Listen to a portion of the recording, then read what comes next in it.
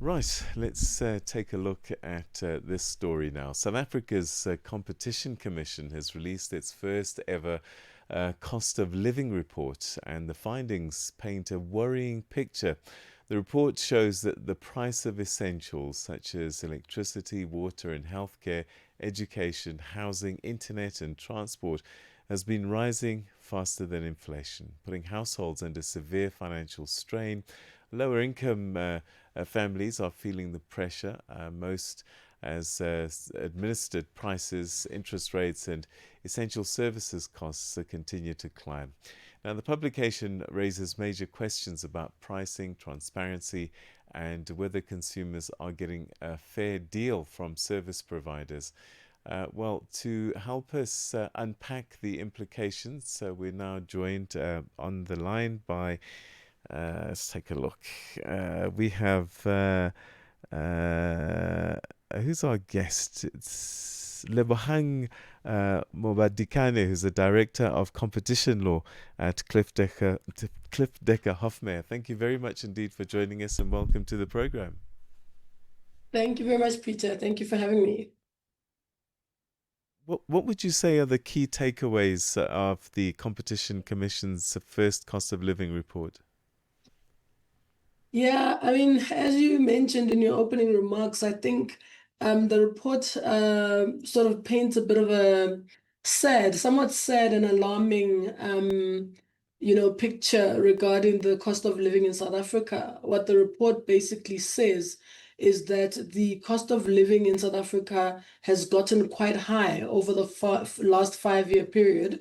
And specifically, I mean, if you look at the cost of essential goods and services such as electricity and water, those costs have gone up by 50% and in some instances by around 65%.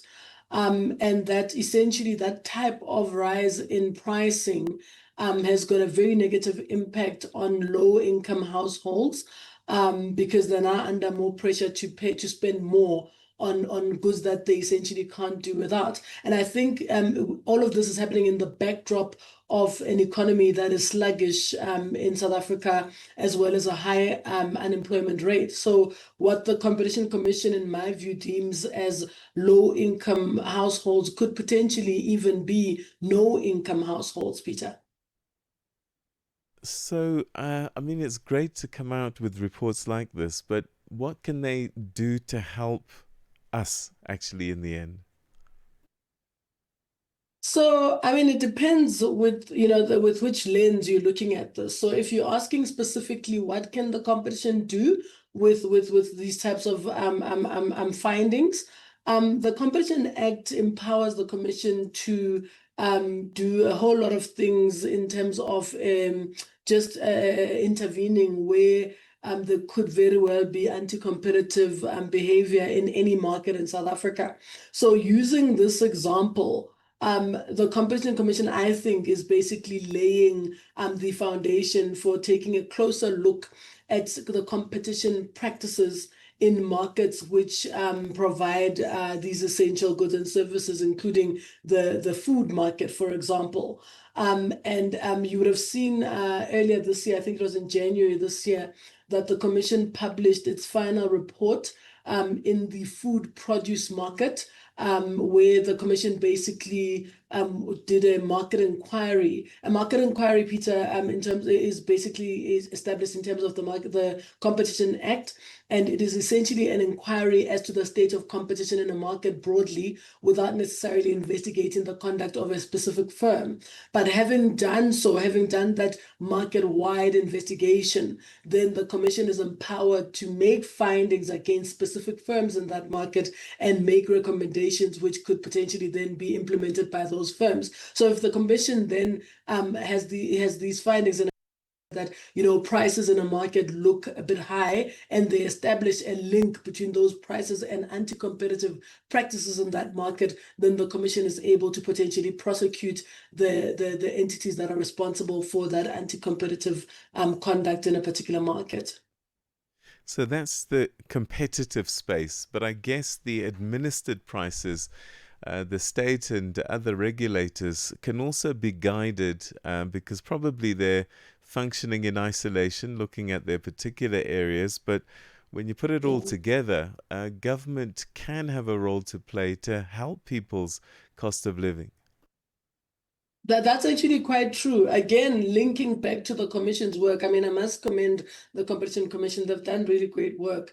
If you go back to the same fresh produce market inquiry that I referred to, the one that's got a report that was published in January this year, what the commission actually finds is that when it comes to fresh produce, so they were looking at those fruit and veggie markets, right? Which are some of them are actually run by municipalities. And one of the findings that the commission makes is that there are inefficiencies in the running of these markets, which render it difficult for small businesses and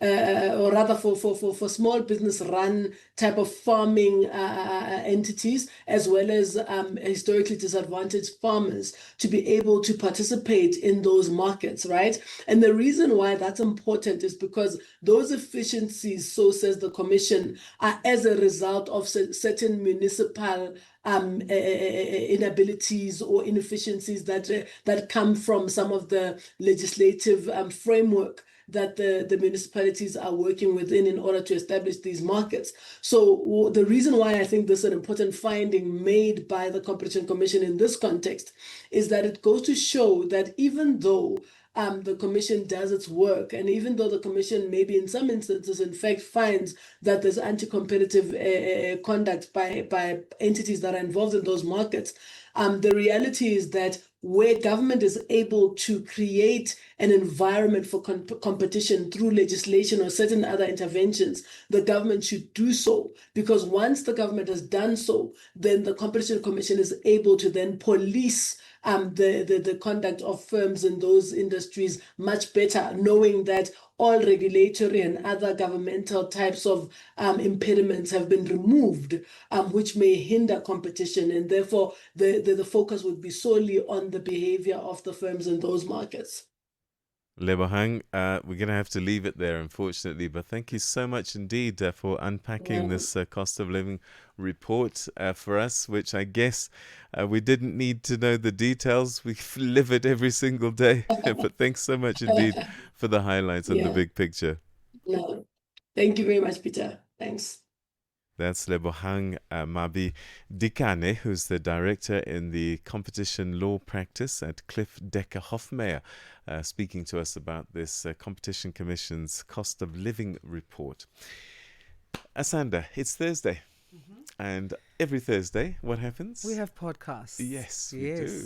And this week, focus on Cameroon. I speak to a political analyst who essentially, and one of the key questions that I asked him was, has Paul Biya faced his toughest test in getting over this election hurdle, and he's got a clear way? And he says to me that it was a tough test, but he does suspect that there could be tougher tests to come, especially when it comes to the municipal elections, parliamentary elections that are going to follow. So we'll have to wait and see, but find out a little bit later on as we upload this week's episode of the Channel Africa Conversations podcast. And also on this Thursday is On the Move, coming up after Rise and Shine here on Channel Africa.